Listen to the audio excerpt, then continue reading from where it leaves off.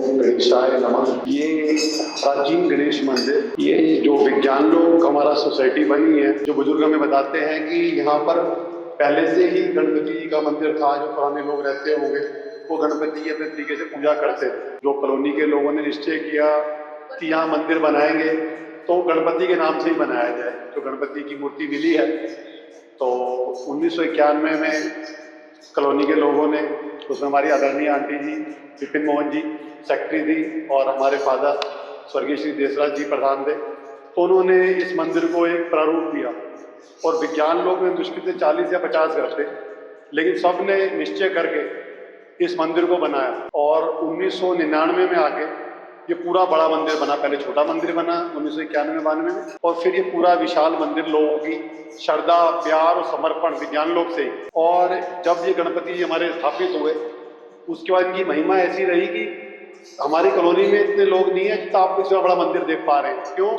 क्योंकि जो यहाँ पर गणपति को एक बार मत्था टेकने आया वो गणपति जी का हो गया।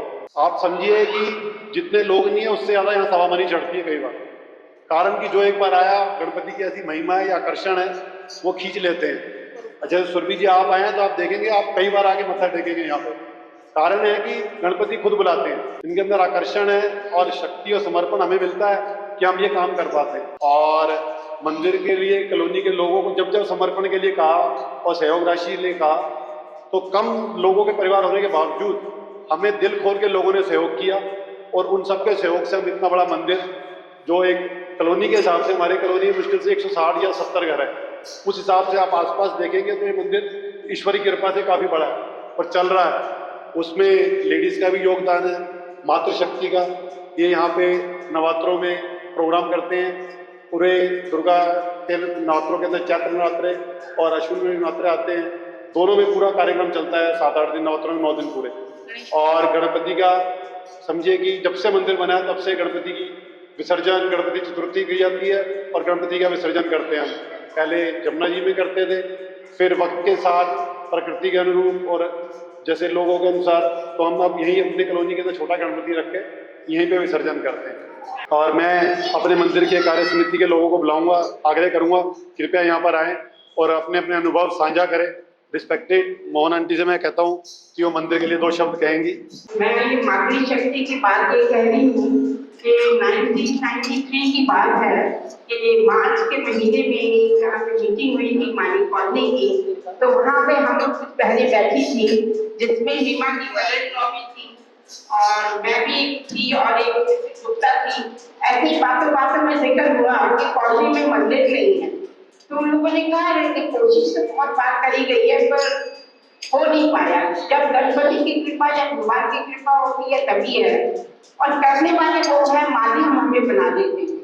तो हम 3 लेडीज ने 1100 रुपए चुन्नी में डाले, बोली में डाले और घर में हम लोग गए। दिस इज 93 किसी के उस जमाने में 30-50 रुपए बहुत होते थे। तो हम लोगों ने तब रामनवमी का टाइम था, एक यहाँ घी का जो पेड़ होता था उससे ज्यादा जैसे नहीं हम लोग फोटो निकाल रहे हैं और मंदिर का हमने सोचा तो ये अभी भी था कि वो पीपल का पेड़ था या नीम का पेड़ था, वो एक हमारे के जाति था। तो हम लोगों ने वो पेड़ के तरीके से बिछा के बजाना भजन गाने शुरू करे। And it was so surprising that ladies came and they were so flexible. Within Ramnavami हम लोग का 3 कार्यक्रम कर दिया, मंदिर बन गया था और सारी मूर्तियों की स्थापना हुई। तो आप ये देखिए कि यहाँ पे कुआं होता था, जिस मतलब वेरी शॉर्टकट सांप बहुत होते थे। तो वो जब कुएं की खुदाई हुई मकान बनने से पहले तो उसपे गणपति की मूर्ति थी। So when I moved to this colony about 40-34 years back, तो लोगों ने ये कहा कि भी हम मूर्ति नहीं दी, तो एकदम यही विचार आया कि प्रतीक गणेश मंदिर ही इसका नाम होना चाहिए। पर इस एरिया में सबसे बड़ी गणपति की यही मूर्ति है और सबसे ज्यादा वाइब्रेशन यहाँ की है। You might have felt it। और बेटा जो मनोकामना पूरी होगी इस दरवाजे से वो लेके दिखेगी। और इन बच्चों ने इतनी मेहनत करी है, कहाँ से कहाँ ले गए, इस कार्य से सबसे ऊंचा मंदिर बना दिया। भगवान करे जो भी इस मंदिर में आए ब्लेस्ड रहे, खुश रहे, तंदुरुस्त रहे, मस्त रहे। मेरी यही रिक्वेस्ट है। आज मेरी अटैच टू दैट को दैट फील विद स्माइल चाहिए। और मेरे साथी काफी निकल गए जो मेरे साथ इस टाइम खड़े थे। And you will be surprised, even 9 ladies in that meeting. So this is a Mahila Shakti, and now you might take it. मैं ये चाहूँगी कि सुरभि जी भी अपना एक्सपीरियंस शेयर करें जब वो हमारे मंदिर में आए।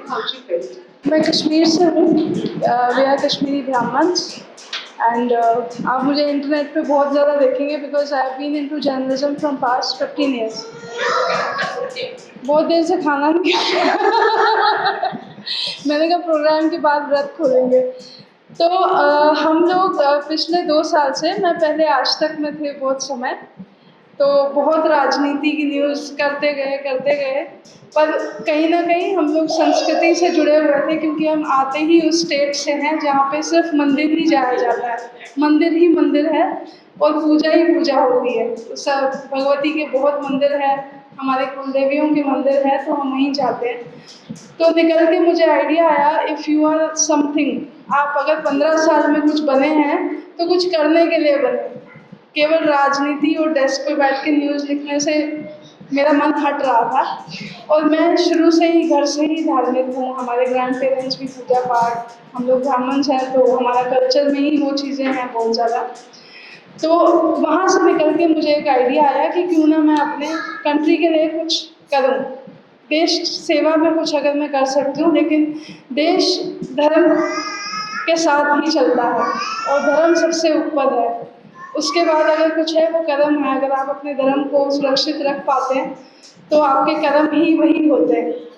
वहीं से हमारी शुरुआत हुई और इस वर्ष हमने ये संकल्प लिया कि हम भारत के अनेकों मंदिर और ऐसे मंदिर करेंगे जहाँ पे मुश्किल से लोग जा पाते हैं। जैसे आप आज के समय में अयोध्या जाते हैं तो राम मंदिर होकर वापस आते हैं, लेकिन हम राम जी के कुलदेवी के मंदिर गए जो जलपा माई मंदिर है। फिर हम उज्जैन गए, उज्जैन महाकाल दर्शन करके लोग वापस आ जाते हैं। लेकिन जब भी आप लिंगों की पूजा करें तो आपको भैरव और शिव के गणों की पूजा भी करनी ज़रूरी है।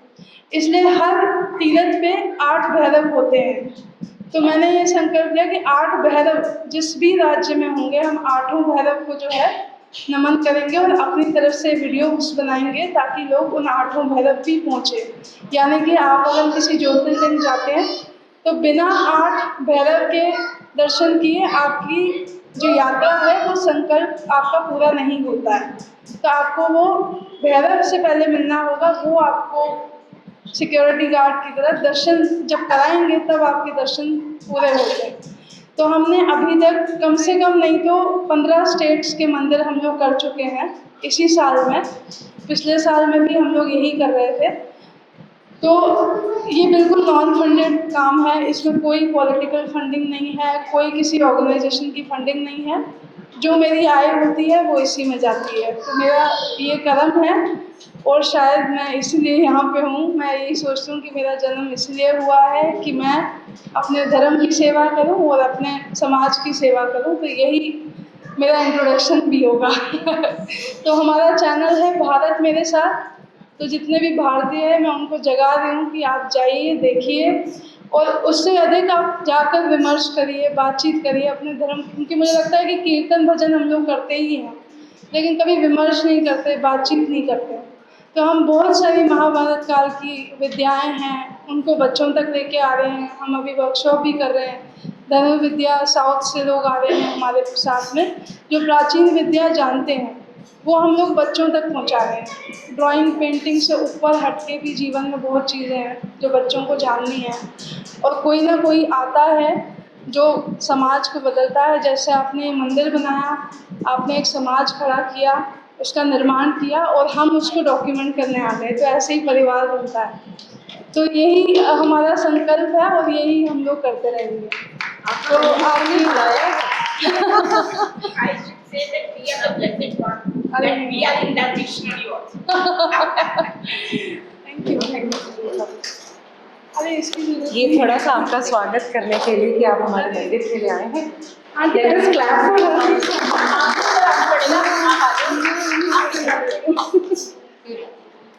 Wow.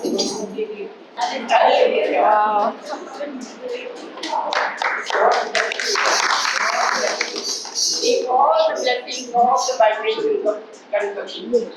Nicely there, nicely. Jammu Kashmir के दिखाओ वहाँ से इनको साथ खड़ा करके ग्रुप फोटो ले लो ताकि 3-4 लोगों को